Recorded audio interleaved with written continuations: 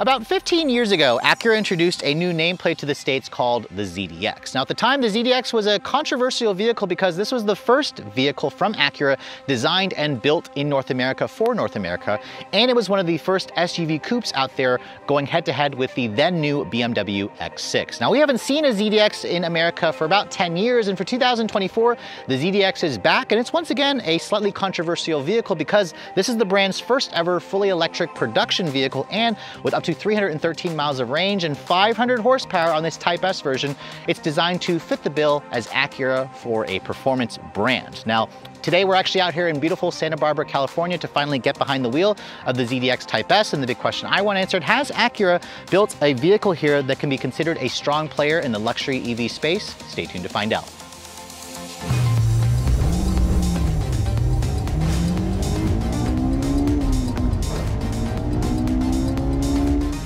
So you'd have to be living under a rock to not know that the ZDX shares a platform with the Cadillac Lyriq and Chevrolet Blazer. As you guys know, Acura and Honda worked with General Motors to essentially license the Ultium platform, which is a great place to start because the Ultium architecture is one of the best performing battery electric SUVs or battery electric vehicles on the market currently. So before we go into the exterior design, which is very unique on the ZDX, let's go ahead and pop the hood here and show you guys what's underneath. Now, typically EVs have a frunk, but as you can see, just like its platform mates, the ZDX does not have a frunk. Instead, it just has a big plastic cover that boldly says Acura underneath there, which is kind of funny to think because if you look around the engine bay, you'll see plenty of GM badges to remind you this is built in Tennessee by General Motors alongside the Cadillac Lyriq and Chevrolet Blazer. Now, because there is no frunk, it is a little bit disappointing, but the reason being, General Motors tells us, is because they wanted room underneath here for a 19.2 kilowatt level 2 onboard charger, which is about twice as fast as the competitors.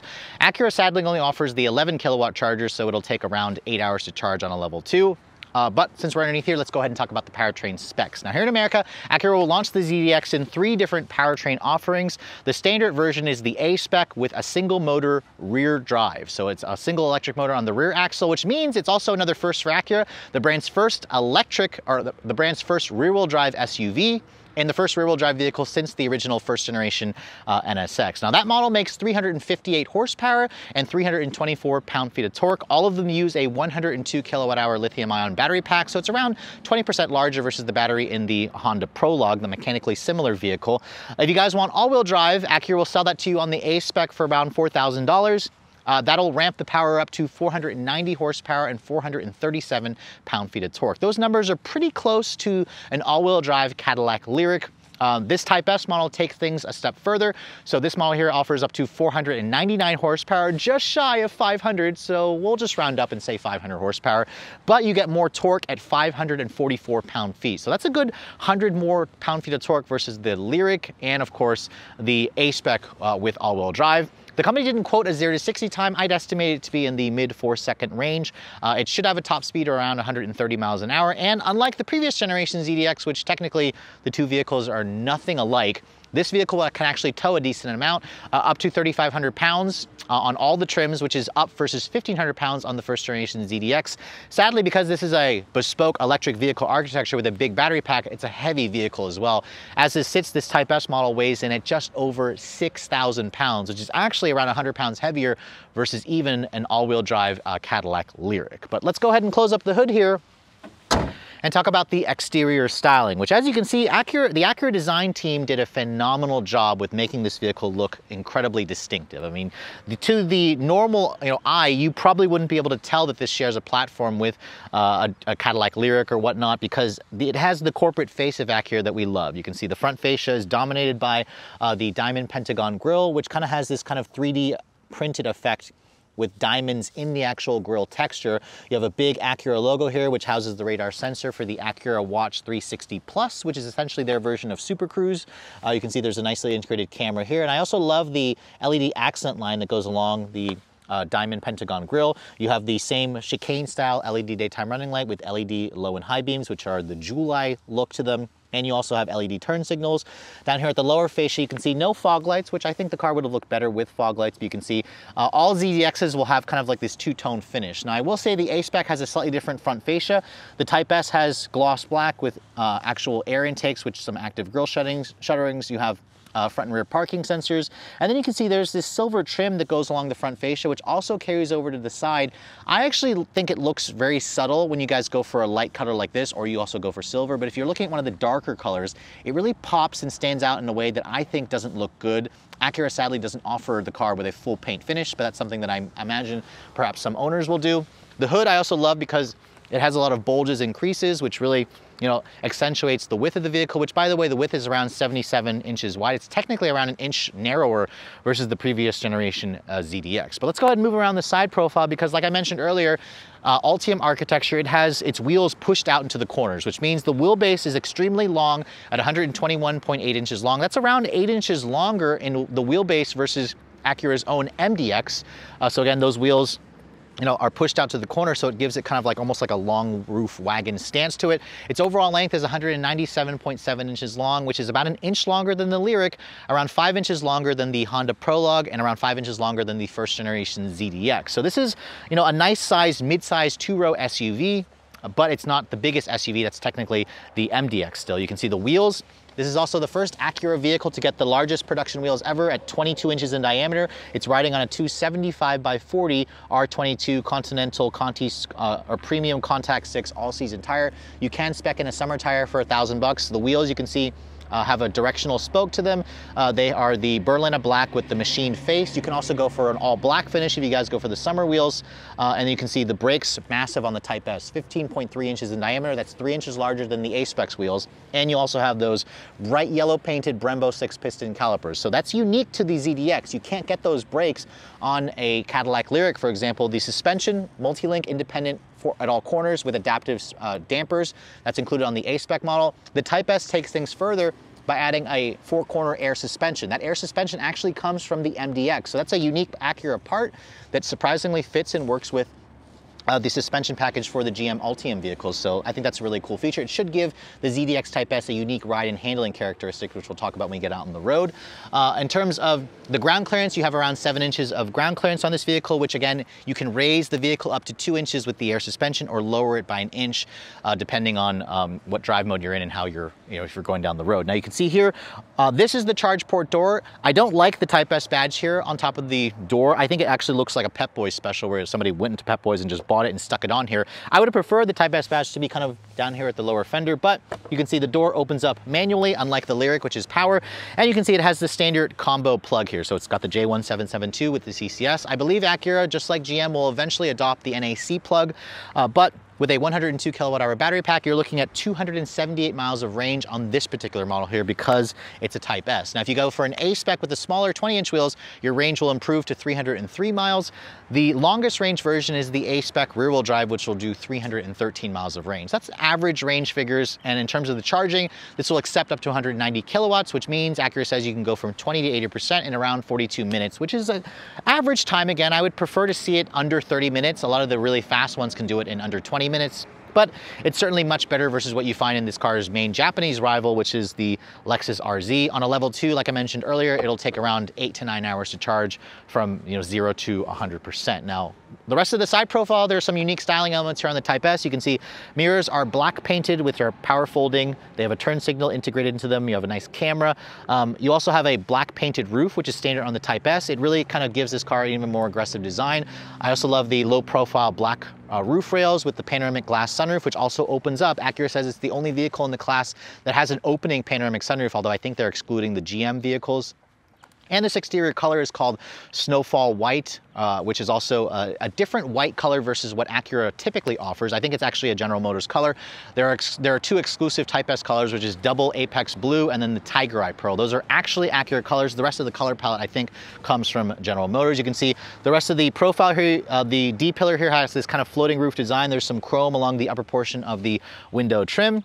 And then overall, I think the silhouette of the ZDX is definitely attractive. I think Acura did a fantastic job with really making this look like it's part of the Acura family, despite the fact that it's not built by Acura. You can see the taillights have a similar design as the headlights with the chicane for the full LED taillight design with the LED brake lights, LED turn signals, LED reverse lights. There's a Type S badge there, along with the Acura badge, the ZDX badge here. Then this is the new electric E badge that Honda and Acura is going to be using on their upcoming EVs, which looks good, although Back here, there is a lot of badging, as you can see. At the upper portion here, you can see there is a slightly integrated rear spoiler. I would have preferred Acura to do an even more pronounced spoiler on the Type S version. You also have a camera here for the rear view mirror that's included with the Type S. You have a rear wiper back here, although it would have been nice if Acura hid it underneath the spoiler, although it's probably a little bit too small to hide that.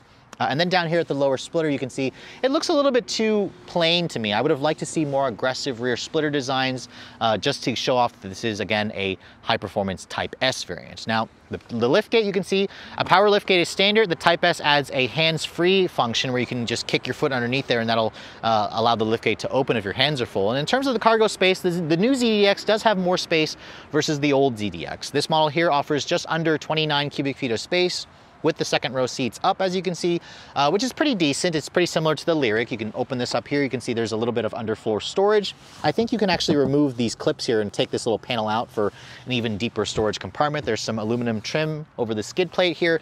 And if you want to fold down these seats back here, which you can actually do just by pushing that, you can see that folds the seat down. It's not a completely flat floor, but I like how it's just with a button, and that expands the cargo to around 62 cubic feet of space, which 62 is actually a little bit more than the Lyriq and around 8 more cubic feet versus the old ZDX. So that's, again, a pretty usable amount. So I like the fact that Acura has made the new ZDX very practical, and it should offer enough cargo space for most of its owners. So moving on to the interior of the 2024 Acura ZDX. First of all, this particular color combination, snowfall white on the outside with this Milano red leather interior, is probably my preferred choice. I really love how Acura offers the red leather interior because you cannot get this in the Cadillac Lyriq. This particular one that I'm showing you with the Type S model has some unique seats. So the seats are a little bit more aggressively bolstered.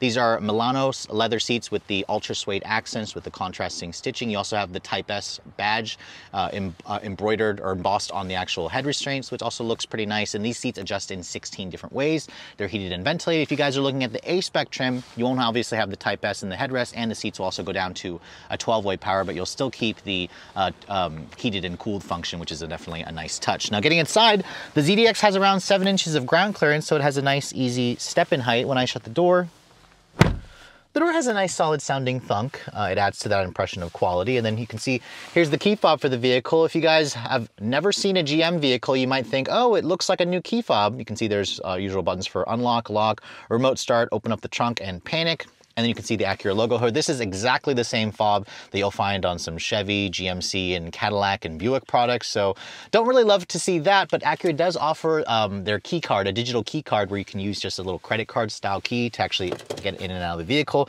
Starting the car up, you can see the start stop button here is located right on the dash. And then when you turn the car on, you can hear that is the usual GM bong. So I was really sad to see that Acura didn't replace it with their own chime. If I open the door, you can see that, again, is the annoying GM bong that I personally think is super obnoxious, but that's a personal preference, so let me know in the comment section below what you guys think. Now, looking at the door panel of the ZDX, you can see the upper portion has a soft touch injection molded plastic with a really nice high quality grading material. There's some genuine aluminum and chrome accented trim for the door handles, and there's also some interchangeable ambient lighting. The driver's side has a 2-person memory along with the passenger side, which is included when you guys go for the Type S model. The A-Spec will only have driver memory on this side, but not on the passenger side. You also have an 18-speaker Bang & Olufsen stereo system, which is definitely fantastic. I mean, it's different versus the AKG system you find in the GM, the Cadillac products. And Acura does a fantastic job with tuning the audio system. It's one of the best audio systems you're going to hear. Acura's old ELS system was great, so it doesn't surprise me that Bang & Olufsen is even better. Now, looking at the steering wheel, you can see the Type S model does come standard with the Acura Watch 360 Plus with hands-free drive. So you can see here's a little kind of status bar, which is kind of similar to what you find in Super Cruise. There's also a camera here that watches my face. The Type S includes some Type S badging here, a flat bottom design. It's a nice thick rim steering wheel with the red contrasting stitching and the perforated leather, which is nice. Every ZDX comes standard with a power tilt telescoping steering wheel, which is also a nice luxury touch. You have a paddle here on the steering wheel that controls for maximum regen braking, along with some physical controls on the wheel to control the instrument panel. You have a heated steering wheel as well. The horn, it sounds pretty nondescript, but appropriately toned given the size of this vehicle.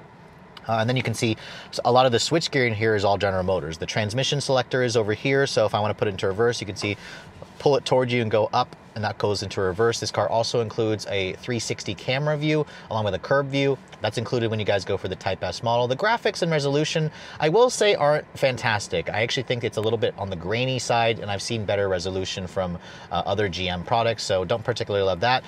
Drive, you kind of pull toward, you go down to go to drive, and then push the end of the stalk to go to park.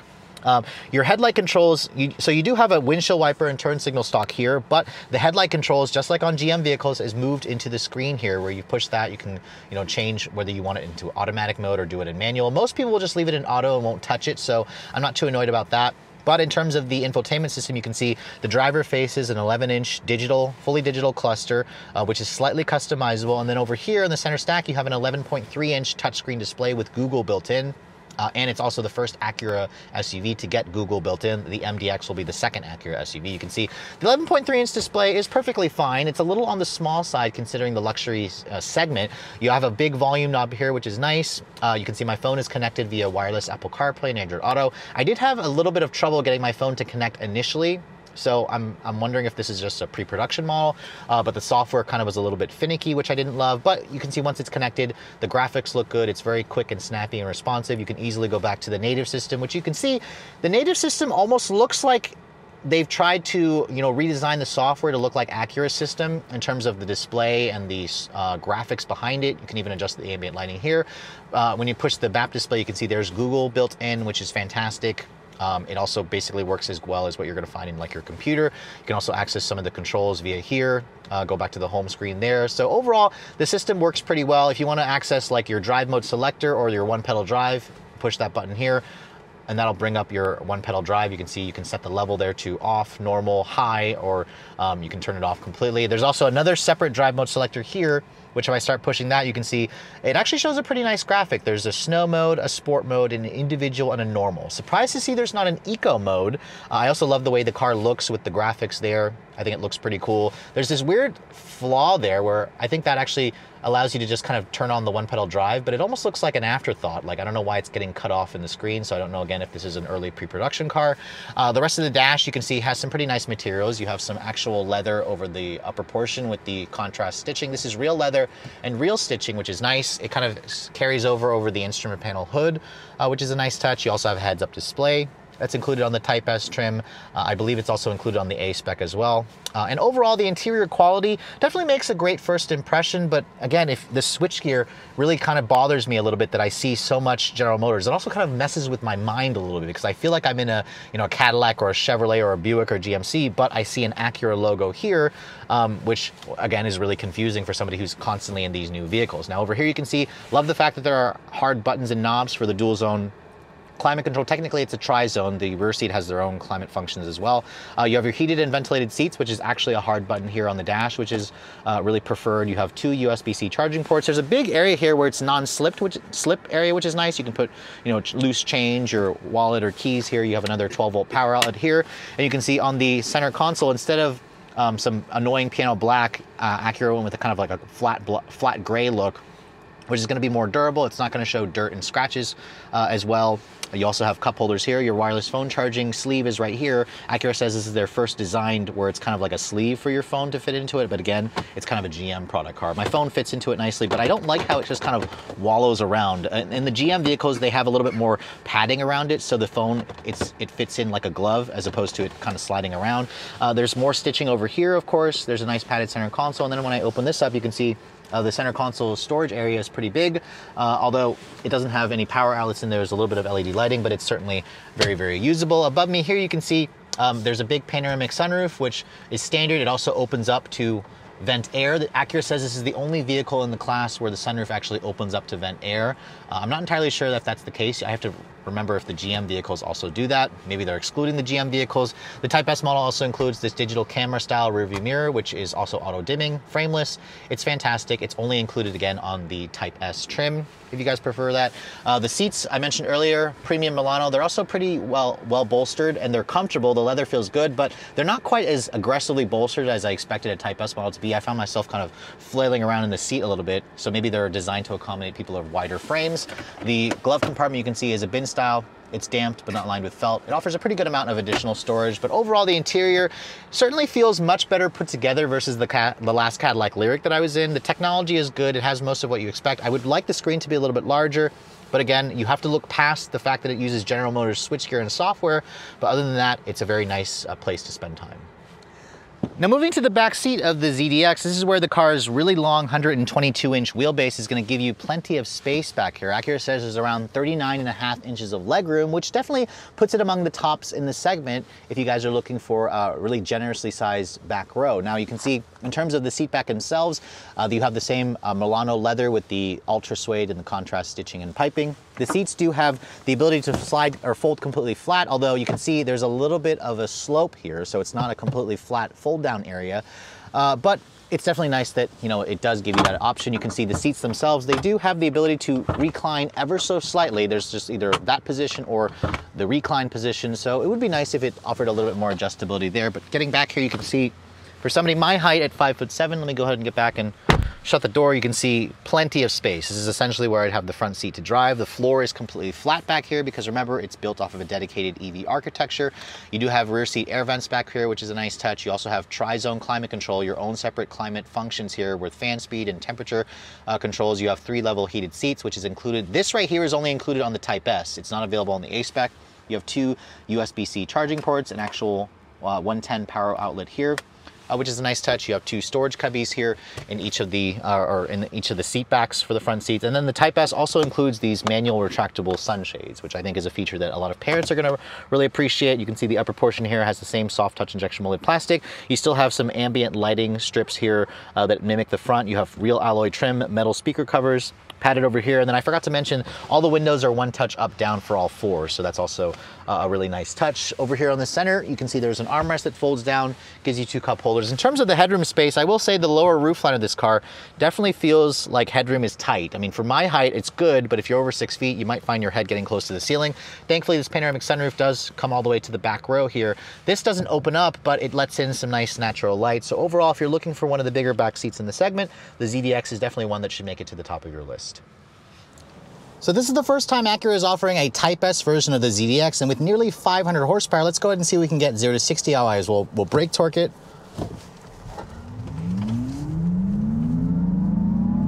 Definitely feels quick. And there, on our first run, we got 4.56 seconds, which is actually around 0.3 seconds quicker versus the time that I got in the Cadillac Lyriq Sport 3 all-wheel drive. Remember, the ZDX has a little bit more torque, around almost 100 more foot-pounds of torque, and you definitely feel that additional power for this vehicle. I'm sorry, I've got Rob next to me sitting shotgun, and I'm trying to not get him car sick, hopefully.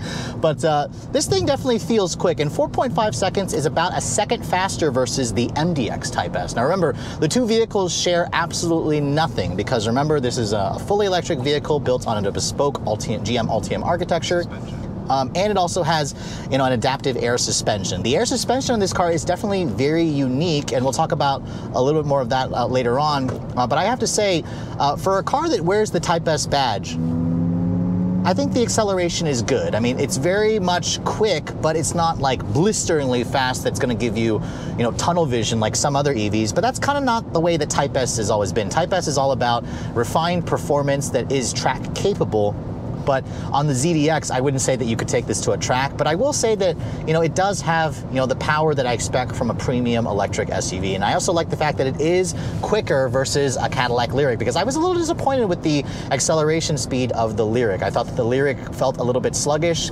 And this car definitely has a little bit less lag when you put your foot down. It just kind of delivers all the power instantaneously. I also like the fake sound that this car is generating. I think it does a pretty good job of just, you know, making the drive feel a little bit more interesting, a little bit more visceral. I mean, obviously it's a fake noise, but I always said, like, if it's a fake noise, I'm okay with that as long as that fake noise actually, you know, feels or it actually sounds good and it kind of, you know, matches the character of the car. But I have the car in sport mode right now, which includes, again, adaptive suspension, so it kind of will adjust the steering, the throttle response, the dampers, and the dampers, or I mentioned the dampers already, the brake pedal response as well. So I'm going to switch the drive mode here into its normal setting, because in the normal setting, this is where it should get a little bit softer. And I will say that this car has a really good ride quality. You feel the weight of the vehicle. I mean, 6,000 pounds of fat is really hard to hide, but it just kind of glides down the road with a level of solidity that just feels really plush. At the same time, it also doesn't have the same kind of wallowy effect that you might get from a really heavy EV because of the air bladders. It's kind of interesting to me that Acura was able to kind of fit the air suspension from the MDX onto the ZDX, because the two vehicles aren't the same, but supposedly those components fit, which is a nice, you know, upgrade to make this car feel a little bit different, especially versus the GM twins, which it shares an architecture with. Now, in terms of the quietness, this is an electric vehicle, so when you have it in its normal mode, when you're cruising down the highway, we're at 75 miles an hour, it really just does a really good job of just kind of being quiet on the inside. It's a luxury vehicle, so you want it to have very little road and wind noise. Obviously, there's no powertrain noise, although it does have the fake stuff. When I put my foot down here, there's plenty of power to kind of pass people if I'd like. Acura didn't mention the top speed, but the Lyriq will do up to 130 miles an hour, so I expect this car to kind of be similar in that regard. In terms of visibility, you can see out of the front, the sides, the rear extremely well. I love this digital camera rearview mirror. It provides a crystal clear view of what's exactly behind you. If you guys don't like that, you can switch it back to the normal view, and the view out of the back window is also pretty good as well, so you don't have to, you know, worry about, you know, dealing with kind of those sloping rear roof ends, because this car has a traditional SUV shape. The seats are also very comfortable and supportive, although they don't have very aggressive bolstering for a Type S model. It almost feels like they're designed for somebody of wider frame to kind of fit into the seats. But overall, as a highway cruiser, this car really excels. Now, in terms of the handling dynamics, this is where you feel the extra weight. Now, the steering in this car gets a little bit heavier in sport mode, so let me go back to the sport mode here. I don't love where the positioning of the drive mode selector. I always prefer it to be on the steering wheel or here on the center console. But when you're in this mode here, you can see the steering got a little bit heavier. The quickness, the response of the steering is also surprisingly good. The suspension got a little bit stiffer, but even in sport mode, the ride is still very comfortable and relaxed feeling. So, you know, does it have the handling dynamics that make you think that it's a, you know, high-performance track car? No, absolutely not. But neither does the MDX Type S. The Type S in general, what it gives you is an extra, you know, 9 horsepower and 100+ pound-feet of torque, and upgraded brakes, upgraded suspension. So, you know, even in sport mode here on the highway, you could still daily drive this in its sport mode. Now, one of the features that Acura offers on this car, which is an Acura first, is a hands-free driving feature. So let's go ahead and cue over to a scene where we were driving in some more traffic, and you can see how it works.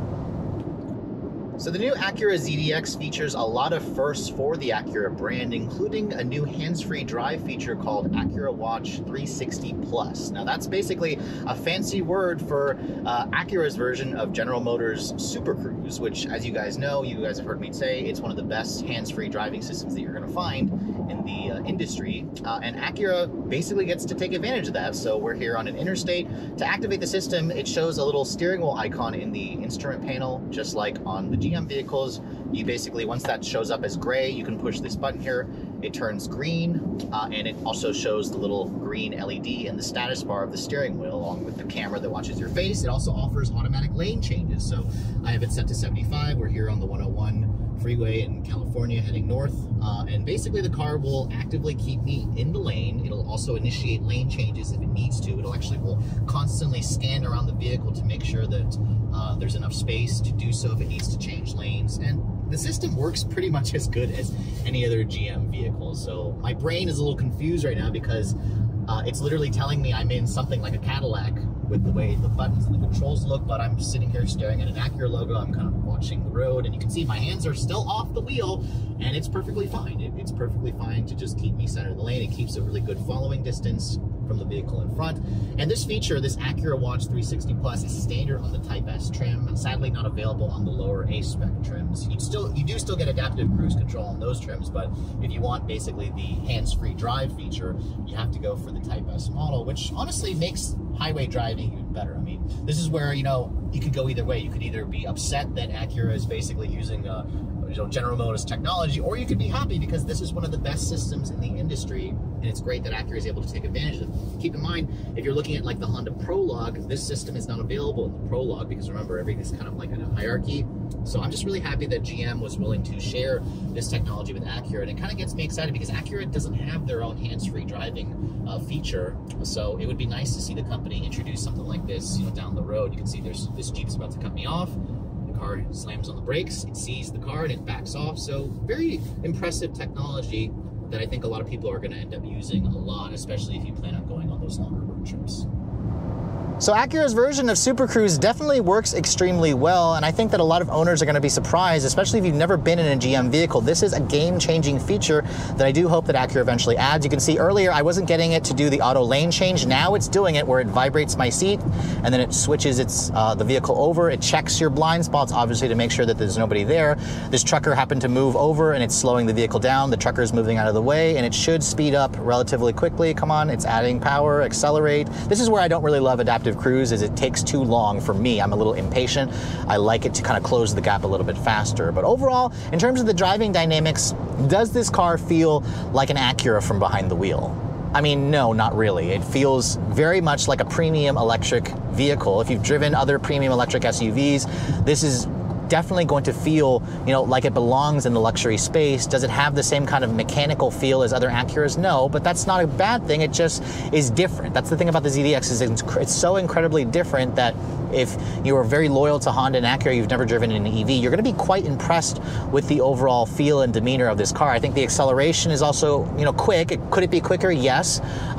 In terms of the range, we started out this drive at around 255 miles on a full charge, which is around 20-ish miles less than what the EPA says. I'll have to wait until I get one back home for a full week where I can do a range test. Acura says they'll be sure to send me one of these along with a Prologue sometime, hopefully later this summer. But overall, as an EV, as a premium EV with the Type S badge, 500 horsepower, I think people are going to be pleasantly surprised, but just be sure you're prepared to deal with the fact that some people may be making fun of you and claiming that you drive around in a Chevy or a Cadillac, which again could be a good or a bad thing depending on how you feel about badge engineering and the GM brand in general. So it's been about 10 years since Acura has offered the ZDX nameplate here in the States, and I have to say, even though that car was very much a niche vehicle, Acura only sold around 7,200 vehicles. They only produced that many in its 3 years of production. I'm really happy to see the ZDX nameplate returned to the US. I mean, yes, I am a little bit disappointed that the car itself is not actually an Acura-built vehicle, because again, it basically shares way too many things with the General Motors vehicle, but the company did a fantastic job with the exterior design of this car. I think this is one of the best looking SUVs that Acura has done in a very long time. I think the proportions of the car is good. I think the handling of the vehicle is also great. You guys saw the air suspension definitely gives this car a more unique ride quality. I'm not entirely sure if it rides better versus the Lyriq or the Blazer or the Prologue. I'd have to drive the vehicles back to back to kind of get a sense of that. But Acura definitely went with a more sportier edge with the ZDX Type S. Does it feel like it's worthy of the Type S badge? I mean, you guys saw 0 to 60 acceleration should be in that mid 4 second range, which I'll have to retest one once I get one back home to see if we can get an even better time versus what we got out here. The handling, as I mentioned earlier, is good. The seats are comfortable, but I wish they were a little bit more aggressively bolstered. The tech in this car works well. I also like the fact that it still includes wireless Apple CarPlay and Android Auto when it works right. The back seat offers a ton of space along with the trunk area. Overall, this car, I think, is definitely worthy of, being an Acura vehicle. But again, some of you may, stick your nose up at the fact that they went to General Motors to kind of help with the platform and the development of this vehicle. Now, that could be looked at as a good or a bad thing, and it's actually more of a good thing when you talk about the pricing of the ZDX, because Acura says that this vehicle is built in Tennessee. It's built at the same factory, of course, as vehicles like the Cadillac Lyriq or Chevrolet Blazer, which means it's going to qualify for the $7,500 federal tax credit, which definitely will help bring the price down of this vehicle, because the ZDX is certainly not a cheap proposition, but it's also not overly expensive, because remember, this car is going to compete with vehicles like the BMW iX, the Mercedes-Benz EQE SUV, the Lexus RZ, and it's kind of more in between a Tesla Model Y and a Tesla Model X. You can't really compare the two vehicles. Tesla doesn't have a vehicle that's like this size vehicle because the Model X is too big, the Model Y is too small. And pricing for the ZDX, they're basically heading to dealerships as we speak, is going to start at around $64,500 for the A-Spec rear-wheel drive. That's the cheapest model that you can get. It is about $6,000 more expensive versus the cheapest version of the Cadillac Lyriq. Now, if you guys want all-wheel drive, it's kind of a bargain at $4,000 more at $68,500 for the A-Spec with all-wheel drive, having nearly 500 horsepower. The Type S is another $5,000 on top of that, starting at around $73,500.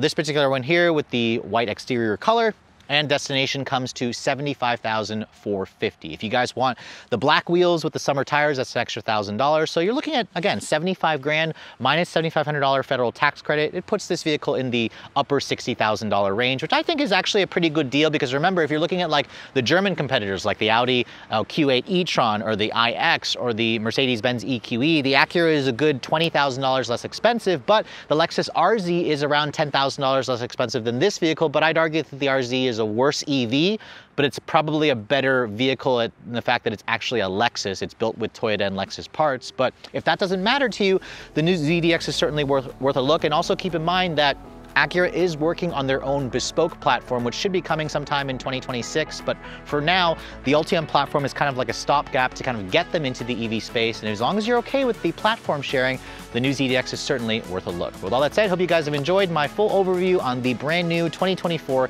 Acura ZDX Type S. If you're also looking to see the latest cars I'm testing, be sure to follow me on Instagram at Redline_reviews, like us on Facebook, and as always, guys, please keep subscribing to the Redline Reviews YouTube channel for all the latest reviews. Thank you so much for watching. I'll catch you all in the next video.